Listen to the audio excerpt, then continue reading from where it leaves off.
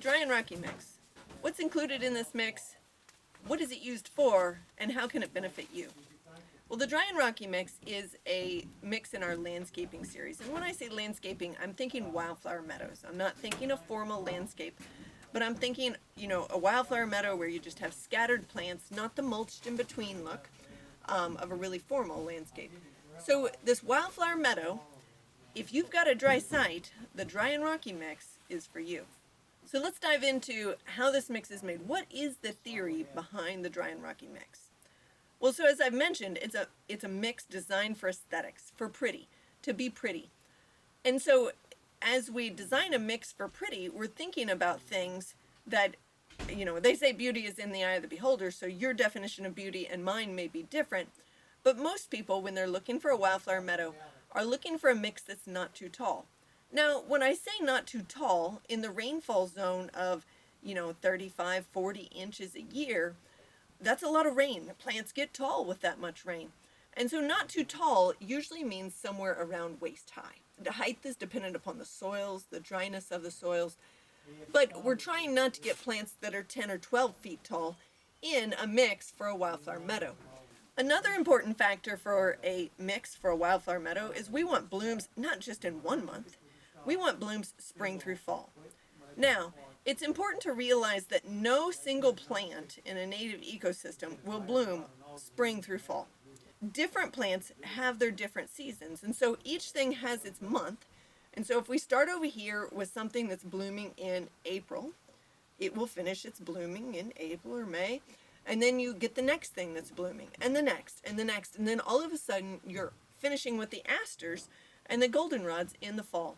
And so you go from spring through fall with this palette of different plants, different colors, different textures. So this wildflower meadow is always changing through the season. It's not the same thing. And so that is one of the things we're really keeping in mind as we design a dry and rocky mix, is we want it not too tall, and we want blooms spring through fall. Another criteria of the dry and rocky mix, as I design one of these mixes, is that the plants are predominantly perennial, meaning they come back from the root system year after year. In our grasslands where we receive as much rainfall as we do, 30, 40, 50 inches of rain a year, these grasslands are dominated by perennial plants.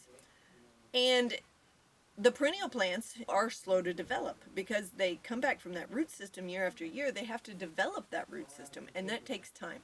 So a lot of times it's the third year before you actually see blooms from them. But that is one of the reasons we love to include a few of the annuals and biennials in the mix while you're waiting patiently for the dry and rocky mix perennials to come on. You've got those annuals and biennials, things like the partridge pea, the common black-eyed Susan, the plains coreopsis. You've got them giving color, giving you some, interest while you're in the waiting phase.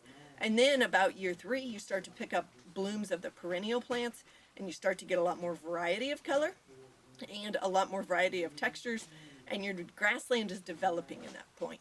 So the dry and rocky mix is predominantly perennials. However, it does include a few annuals and biennials in it as well. The last, but possibly the most important thing I can think of when we're designing the dry and rocky mix is that we choose plants that love it dry. And so we named it the dry and rocky mix for a reason, because it is so important to get the right plant in the right place. My silly little example is if you have a cattail which just loves it wet, and you plant it up on the high dry ridge, it's not going to do well. And if you plant a cactus that loves it dry down by the water's edge with the cattail, it's going to die. You would think, oh, it's got all the water it could ever want, but it actually doesn't like that situation. And so each plant has its place that it likes. And so for the dry and rocky mix, we choose species that are going to like the dry site. So what are some examples of a dry site that when you're out there looking at your site, you would go, oh, the dry and rocky mix is the one for me? So things I think about are often new construction sites are in this category. So the topsoil has been removed. What remains is a clay layer. So usually the dark colored soil, the brown, the black soil has been removed. And then on top now is this red, sticky clay. And what I read into that, with that topsoil, when it was removed, the water holding capacity of that soil was also removed, the nutrients of that soil. And so when we've done that, now we've created a really dry site. So choose plants that love it dry. Now, not every new construction site will be in that. If the topsoil was brought back on, that may not be a situation that you have a dry site. If the site collects water, so obviously, like if it ponds water or it stands water, you may not be in a dry site even though it's clay. But that dry and rocky site is going to be the one that, you walk out there after it's just rained, and I mean, maybe you get a little soil on your shoes, maybe the clay is sticking to your shoes, but it dries out quick. It doesn't hold that moisture. It's not wet for a long time. You don't have to worry about walking out there a week after it's rained or anything like that. Another good example would be really rocky soils. So some soils they have just lots of rocks through them. It could either be, like sometimes even bottom ground soils will have a lot of rocks and be very gravelly. So that can be a good site for a dry and rocky mix. Just any soil that's really, really dry. A lot of times I think about it, I like to grow a garden, and so I think about it in terms of a garden. Would I plant a garden there? If I say no, I would not plant a garden there, I'm probably thinking towards that dry and rocky mix, because it's just too dry of a site, unless it's on the wet end of the spectrum, because that's another good reason not to plant a garden in a spot. But if I'm on the dry end of the spectrum and I'm like, no, it's really not going to grow a good garden, I'm going to have to irrigate it all the time, that's a good place for a dry and rocky mix. So new construction sites like ponds, house sites where the topsoil has been removed, just naturally dry and rocky soils. A lot of times sloping soils are drier. Not always. You can have a sloping soil that's actually very good soil where, you would grow a garden except for the concern of the soil washing down the hill. But those sites where you're like, oh gosh, it's just not very good growing conditions. This is very inhospitable. What do I plant here? I'm thinking dry and rocky mix. So what is actually in the dry and rocky mix? Remember, we've chosen things that are not too tall. We've chosen things that love it dry, and things that bloom spring through fall. And the mix is always subject to change. If something did not have a good harvest, that won't be in that mix that year. But the theory of the mix is always the same, and often the species are quite similar. So these are some things you might expect to find in it. So the spring flowers. We might expect things like shooting star, blue indigo, pale purple coneflower. So these are plants that love it dry and are blooming there in the springtime. Then we move into the summer and we pick up species such as lead plant, common black-eyed Susan, and fringed poppy mallow are some of the summer bloomers that are in this mix at times. Fall blooming species might include sky blue aster or one of the other asters that bloom there during the fall. One of the goldenrods, such as gray goldenrod. Hairy mountain mint might show up in the mix, and slender lespedeza might as well. So we've just got this variety of plants that are going to bloom spring through fall that meet those design criteria of being pretty and loving a dry soil. So I mentioned that the dry and rocky mix should be planted with some grasses. The dry and rocky mix is just wildflowers, but putting some grasses with it is really important.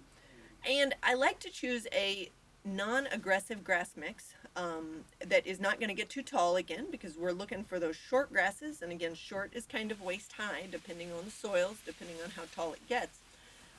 But I'm looking for those short grasses that are going to show off the wildflowers and not detract from them. But I like to include grasses because of a couple reasons. One, it helps to fill the voids between the wildflowers.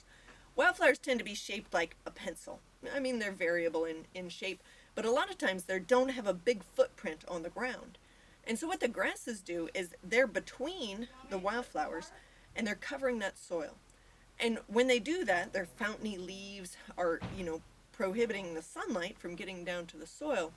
What that does is it discourages the germination of the weed seeds, such as ragweed and foxtail.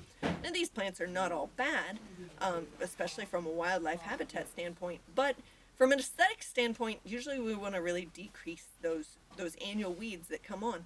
So if we can fill those gaps between the wildflowers with those grasses, we'll help to do that. Also, the grasses can provide pretty winter color. There in the fall, a grass like split-beard bluestem or broom sedge can just have a really spectacular color. So that visual interest is also added by a grass, especially during that dormant season. Then another thing I'm thinking about is if you want to do a controlled burn, and controlled burns are not required for a native planting, but if you should want to, the grasses will give you fuel to carry that fire. So they're a big benefit there as well. The wildflowers don't tend to have enough leaf material left, in January, say, when you're trying to do your controlled burn. So those grasses are quite helpful. One last reason, and on some soils it's more important than others, but the grasses can kind of help support the wildflowers if they start to get tall and lanky. And so including some grasses is a good idea. Again, that companion grass mix for dry sites. We have different companion grass mixes for different types of soils. But that companion grass mix for dry sites is a really great choice.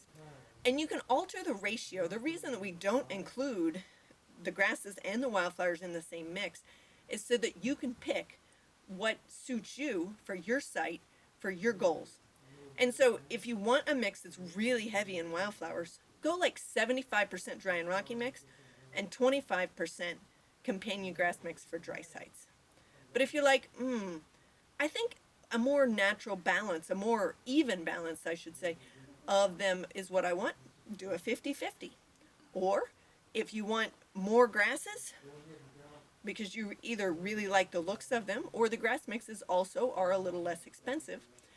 So if you want to go heavy on the grasses, you could go mostly grasses and very little wildflowers. So a lot of companion grass dry mix and very little of the dry and rocky mix. So you can really vary that depending on your goals and your situation. So are there any other benefits to the dry and rocky mix, or is it just a mix that's for pretty with native wildflowers? There really are a lot of other benefits to it, because basically what you're doing is you're planting this diverse native landscape out here. You've got a diversity of plants, you've got those wildflowers, you've got those grasses, so we've got different functional diversity groups of plants. This is one of the huge things in soil health, is having a diversity of plants. And if you think about it, our native grasslands were developed under these native plants. They're what built the organic matter in our soils. So soil health is a big part of what you get when you get a native grassland. If something like carbon sequestration is a concern for environmental reasons, well, that's what this grassland is able to do with some good management, is to take that carbon from the air and put it into the soil in the form of organic matter. So soil health is a big benefit you get from this, but also the wildlife and the pollinator benefits are big. These plants are host to a number of different insects. They provide pollen and nectar for the pollinators. So those insects form the basis of the food chain for other things such as quail, turkeys. The seeds these plants produce provide food for certain animals. Some animals even like to eat the foliage off of these plants, different plants. And so there's a bunch of different wildlife and pollinator benefits that you can get from the dry and rocky mix. Not only that, some people have an interest in edible and medicinal plants. So some of the plants in the mix are going to be edible or medicinal. We talked about the hairy mountain mint that's sometimes in the mix. That plant makes a wonderful tea, or very tasty, in my opinion. So that's another benefit some people can get from it. If you're into making bouquets, either dried bouquets or fresh bouquets, you're going to have a lot of flowers through the different seasons that you can use for those bouquets. So if you've watched this and you're like, I'm not sure if the dry and rocky is quite what I need, there are other mixes. If you're still considering a mix for landscaping or wildflower meadow kind of purpose, consider the prairie patchwork mix with a grass mix for a mesic site. In other words, not too wet, not too dry. If you're considering the fact that your soils are really wet, consider the wet meadow mix along with a companion grass mix as well for wet sites. Or If you've got a shady site, so if you have quite a bit of shade on the site, so we're talking like, 50, 60, 70% shade, consider the shadows and sunbeams mix with its companion grass mix as well.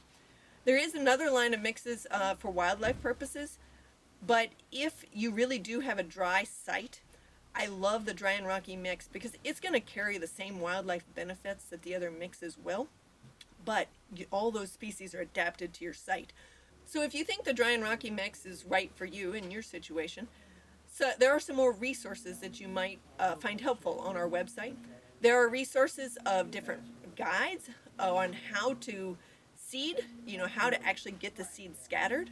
There are guides on how to prepare a seed bed, how to get good seed to soil contact. Super important, but not bury the seed too deep. Super important part of your planting.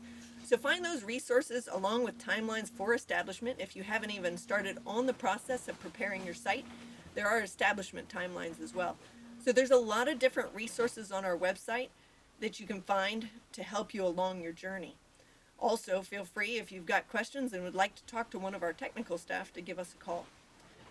We love to share native plants. We love to design these mixes that should work for your site. If you understand the dynamics of your soils and your site, we love to design a mix that should give you many, many years of pretty, pretty blooms.